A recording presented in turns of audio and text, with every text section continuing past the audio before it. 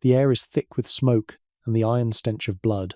You stand in the ruins of a city that only yesterday was alive with laughter and trade. Now its streets are paved with corpses, men cut down where they stood, their blood soaking into the dust. Mongol banners rise above the rooftops, black silhouettes flapping against a sky smeared red by fire. The clash of steel has ended, but another sound takes its place. The wailing of women, huddled together, dragged from their homes into the open square. The warriors do not strike them down, not yet. Instead, they divide them with the precision of herdsmen, their commanders whispering judgments that seal fates. Youth and beauty mean survival, but not mercy. The women begin to understand. This was never only about conquest. It was about turning human lives into spoils, and their suffering was just beginning. The Mongols did not descend upon cities in chaos. Their violence followed a rhythm, a methodical pattern that crushed resistance and carved terror into every surviving soul. First came the siege, a tightening noose of horsemen circling the city walls, cutting off food and water until desperation set in. Arrows blackened the sky, drums thundered through the night, and the defenders knew that once the breach came, there would be no mercy. When the gates finally shattered beneath flaming rams or traitorous hands, the slaughter began in earnest. Men were struck down with mechanical precision, their corpses stacked like firewood, but the women were spared not out of kindness, but calculation. The conquerors saw women as resources, as instruments of pleasure, servitude, and humiliation. They separated them quickly, sorting them with the practiced eye of men who had done this countless times before. Youth and beauty became currency. Those who were young, unblemished, or showed the faintest trace of nobility were seized as prizes. The elderly, the frail, the mothers clutching infants, these were shoved aside, beaten into the dirt, or left to die among the bloodied remnants of their families. For them, survival offered no reprieve. It was a ritual the Mongols repeated from the burning plains of northern China to the deserts of Persia. In Nishapur, after the city walls collapsed under relentless bombardment, entire districts were emptied, the men executed en masse while the women were corralled into courtyards. In Bamiyan, a city sacred for its towering statues, the pattern unfolded with merciless familiarity, soldiers dragging women by their hair, laughter echoing as lines formed to divide them. And in Merv, where hundreds of thousands perished, the survivors were marched into the squares, the men's throats opened in front of their kin, and the women were picked apart like spoils at a marketplace. The speed was deliberate. Commanders wanted order in the chaos, a spectacle that instilled dread in all who watched. Every soldier knew his share would come. Every woman understood she had been reduced to property. It was a system perfected through repetition, efficient in its cruelty, designed to make resistance seem futile. Imagine the terror of standing in that square, smoke stinging your eyes, the weight of loss crushing your chest as you hear the soldiers' voices deciding your worth. You do not even have the right to scream. To weep is to show weakness. To resist is to invite punishment so savage it would echo through the ranks as a warning. The pattern stripped away choice itself. You either obeyed and endured, or you became an example to terrify the others. And it worked. News of these rituals spread faster than the Mongols themselves. Cities hearing of what awaited their women often capitulated without resistance, their leaders hoping surrender might spare them. But surrender never spared the women. It only ensured they lived long enough to suffer differently. For the Mongols, conquest was not complete when walls fell or rulers knelt. It was complete when the women were broken, parceled out, and made to embody submission itself. In their degradation, the victors proclaimed the total annihilation of a people. The cycle was predictable, merciless, and absolute. Yet even this systematic selection was only the beginning. Because once the women were divided and claimed, their torment did not end in silence. It was dragged into the open, turned into ritualized display for the eyes of armies and the ears of survivors. And if the first selection was cruel, what came next was worse. For humiliation itself became a spectacle. Once the women had been separated from the heaps of corpses, their torment was forced into the open. The Mongols did not hide their cruelty. They paraded it, magnified it, and turned suffering into theatre. In the burning streets or before the gates of a captured citadel, women were stripped of their dignity piece by piece, their degradation becoming a spectacle that bound the victors together in laughter and the survivors together in despair. Commanders ordered the women to be lined up in rows, their garments torn away so the entire army could inspect them like livestock. Eyes that once glanced shyly toward lovers or husbands now stared blankly at the ground, praying to vanish.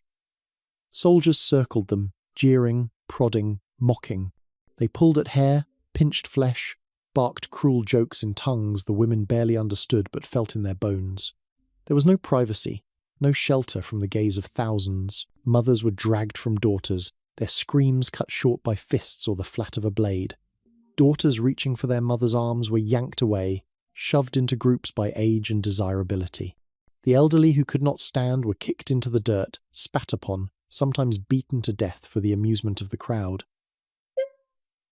The weak had no place in this procession. Only the young and strong remained standing long enough to be handed out like trophies. At the center of these ceremonies stood the commanders. Draped in furs and armor blackened by smoke, they made selections with the casual authority of kings dividing land.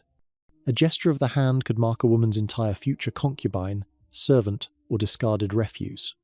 Some women were gifted publicly to favored warriors, the commanders ensuring loyalty was rewarded with flesh. Others were kept aside for high officers, their fate sealed in silence but understood by all. The spectacle was not just for pleasure, it was for discipline, for hierarchy, for reminding every soldier where power flowed. The humiliation cut deeper than the beatings. To be reduced to an object of barter in front of thousands shattered something more vital than the body it destroyed identity. Women who had been wives, daughters, artisans, and healers now existed only as spoils of war, stripped not just of clothing but of their very humanity. And as the soldiers laughed and applauded, the message became clear. Survival did not mean dignity. Survival meant living with your degradation displayed to the world. For the watching captives, the few men kept alive for labor, the children too young to understand, the sight branded itself into memory. Entire communities saw their women paraded, broken, and awarded as prizes. The Mongols knew what they were doing. Humiliation was a weapon sharper than the sword, a wound that lingered long after the blood was washed from the stones. Yet even public shaming was not the limit, because defiance still flickered in some eyes.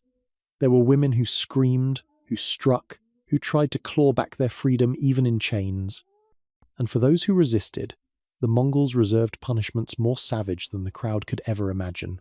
For those who dared to resist, the Mongols had a different stage prepared one, where defiance was punished with slow, deliberate cruelty.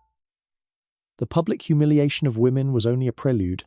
True terror came when a captive screamed too loudly, struggled against the grip of a soldier, or struck a hand reaching for her. Resistance, no matter how small, became a performance in itself, and the Mongols made sure the audience never forgot the price. Women who fought back were dragged into the open, surrounded by soldiers and surviving captives. Their punishment was never swift. Beheadings were done with hesitation, blades hacking multiple times as if prolonging the spectacle was more important than ending the life. Others were stabbed repeatedly, each wound accompanied by jeers, until their bodies collapsed in the dirt. Still others were bound in rawhide thongs soaked in water, the cords shrinking as they dried, slicing into flesh until bone cracked. Their screams filled the square, silencing all others. Among the Mongols, the horse was more than a beast of burden. It was the spine of their empire, the force that carried them across deserts, steppes, and mountains to crush cities in every direction. Yet in the aftermath of conquest, horses became instruments of horror, turned into executioners for captives whose only crime was resistance. For women, this was one of the most feared punishments, a spectacle that fused power, cruelty, and symbolism into a single act. Victims were tied between two horses, rawhide cords biting into their wrists and ankles. At a command, the animals surged in opposite directions. The first pull dislocated joints, tore tendons, ripped muscles. Flesh stretched until it split, the body reduced to a tearing sound that drowned even the screams. Soldiers laughed, urging their steeds faster, sometimes circling them until what remained of the captive was little more than fragments staining the earth. Others were forced to the ground, bodies pinned beneath hooves. Riders drove their mounts back and forth, trampling until bones shattered like dry sticks. The air filled with the crunch of ribs, the gurgle of blood rising in a crushed throat, the wet silence of life leaving the body. For the Mongols, the sight was not grotesque, it was a demonstration of their dominion. The same animal that gave them speed and power in battle now crushed their enemies into dust. Every woman in the crowd understood the message. The horse was not just a tool of travel, not only the symbol of Mongol strength, It was an extension of the conqueror's will, capable of destroying the human body in ways no sword could match. The sound of hooves pounding the earth became synonymous with death, a rhythm that echoed in the minds of captives long after the screams had ended. Even more chilling was the ritual that followed. Soldiers often forced survivors to walk past the mangled remains, to stare at what defiance had earned. Mothers were made to see what might await their daughters. Daughters were made to witness the obliteration of women who refused to submit. No words were needed. The message was carved into memory with every hoofbeat. And yet, not all were killed. Some women were spared, their punishment not to die but to live. Broken in spirit, they were forced to endure degradation far worse than death itself. These captives became living trophies, reminders of conquest paraded in the camps, mocked, mutilated, and used until their identities dissolved into nothing. Death by horses was swift in comparison. What awaited the women who survived was slower, deeper. A torment stretched across days and nights until they no longer recognized their own reflection. The executions were not about justice, they were warnings. Each lash of the whip, each thrust of the spear, was a message carved into the minds of those forced to watch. Mothers pressed their children's faces into their skirts to shield them from the sight, but the screams pierced cloth, bone, and memory alike. Soldiers laughed at the futility, pointing out that no one would ever forget what they had seen. Some punishments went beyond death. Women were stripped, branded with hot iron, their flesh blistering as soldiers held them down. Others were tied upright to posts, left exposed to the elements, jeered at and beaten until their bodies gave out. These drawn-out agonies taught the watching captives that resistance was not only futile, it was suicidal. Survival demanded silence, obedience, submission. To flinch was to invite attention. To cry out was to mark yourself for torment. Yet there was something more frightening than the whips, more horrifying than the steel. The Mongols possessed a weapon no other conqueror wielded with such deliberate cruelty. Their horses, for in their empire, the animal that carried them across continents also became the executioner of women who resisted. The sound of hooves, once distant thunder on the horizon, would soon become a drumbeat of horror for captives forced to witness what a horse could do to the human body. And when the warriors prepared these punishments, no one looked away, because to turn your eyes was to risk becoming the next example. For those not executed beneath the hooves of horses, survival meant a sentence of degradation stretched across days, weeks, even years. These women became trophies, living reminders of Mongol victory. They were not permitted the dignity of silence or obscurity. Instead, they were paraded in camps, forced into rituals of humiliation that stripped away not only their bodies but their very identities. Commanders ordered women to serve wine in the feasting tents, their bare feet sinking into the mud as they carried jugs to men who roared with laughter. Some were forced to dance, stripped of clothing, compelled to sway beneath the torchlight while drunken soldiers jeered, clapped, and tossed scraps of food at them like animals in a pit. Others were made to crawl naked through camps, their skin rubbed raw by dirt and gravel as men wagered on how long they could endure before collapsing. The cruelty was playful, almost casual, which made it more horrifying. Women were mocked for stumbling, slapped for hesitating, and kicked for showing fatigue.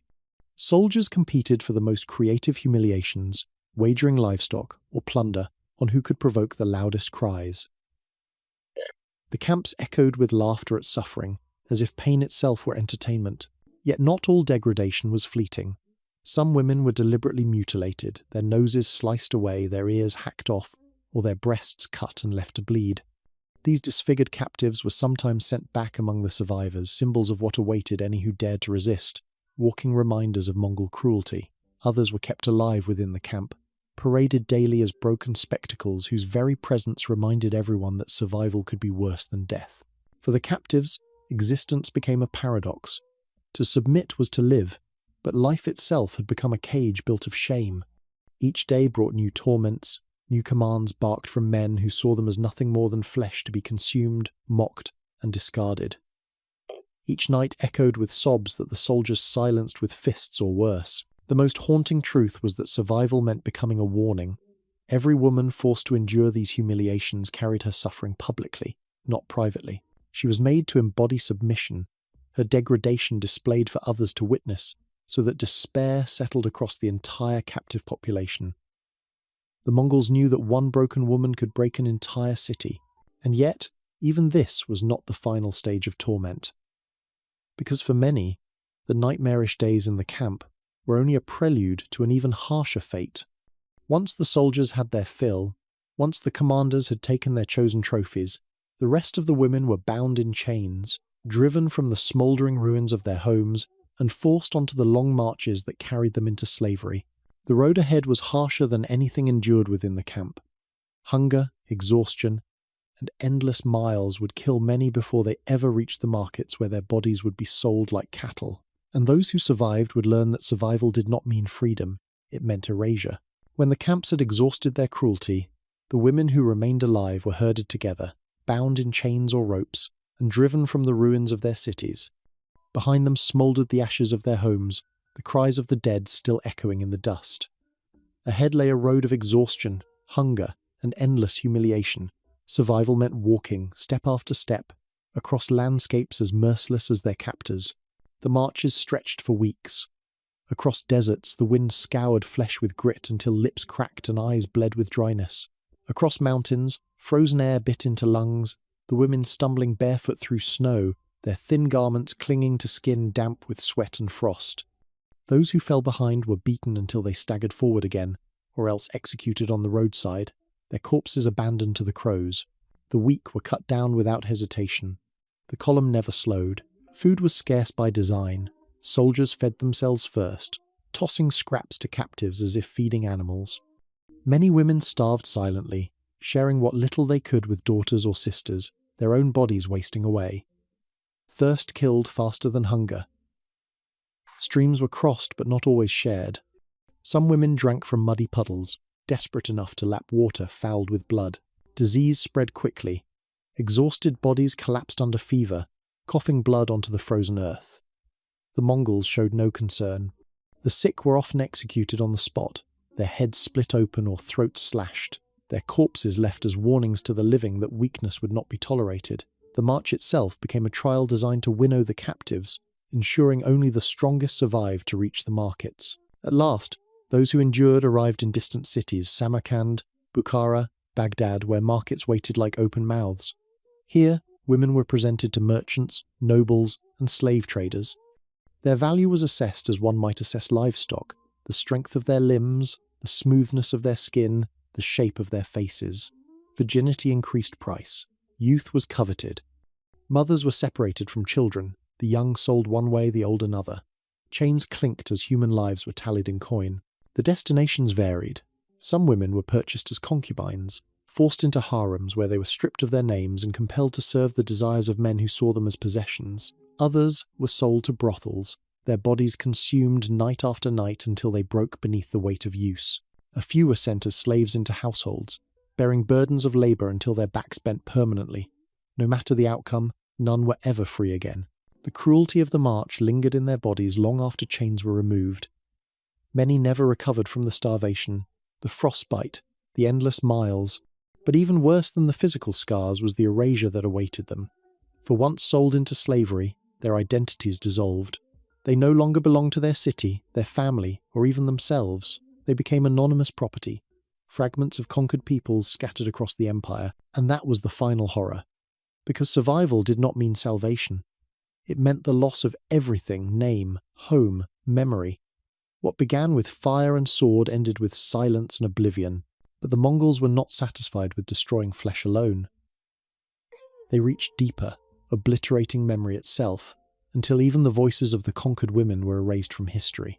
The final cruelty of the Mongols was not written in the clash of steel or the thunder of hooves.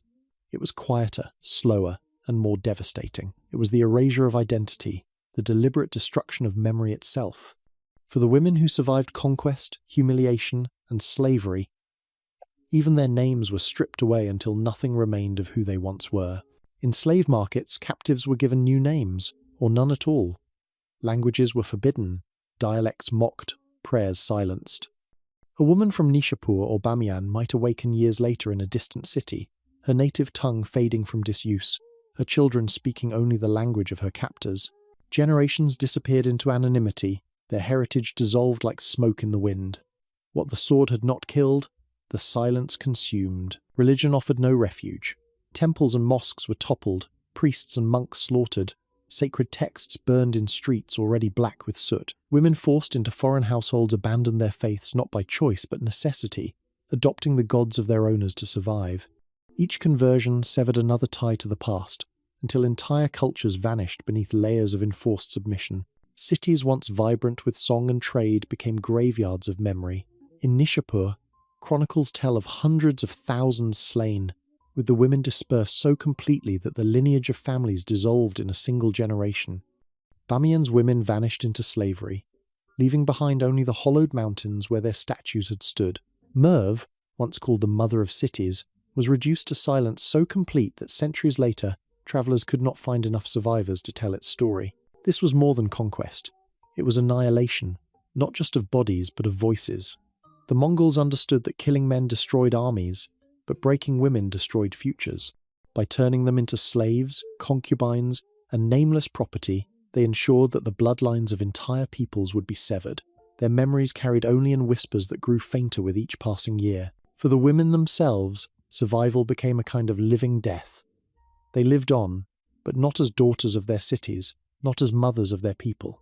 They were rebranded, absorbed into an empire that valued them only as symbols of dominance. Their lives became proof that resistance was futile, their silence proof that identity could be erased without fire or sword. And so, history remembers the Mongols as conquerors, as riders who stitched together the largest contiguous empire the world has ever seen. But hidden beneath the tales of military genius and relentless expansion lies this darker legacy: the obliteration of women's voices, entire generations stolen from the record, their suffering transformed into silence. The Mongols were not only destroyers of cities, they were erasers of memory. Their swords ended lives, but their treatment of women extinguished entire identities, leaving nothing behind but shadows. If this glimpse unsettled you, remember, the Mongols were not alone in such erasures. Other empires carried out horrors just as devastating, their crimes buried in the cracks of history. The question is, what else has been deliberately forgotten?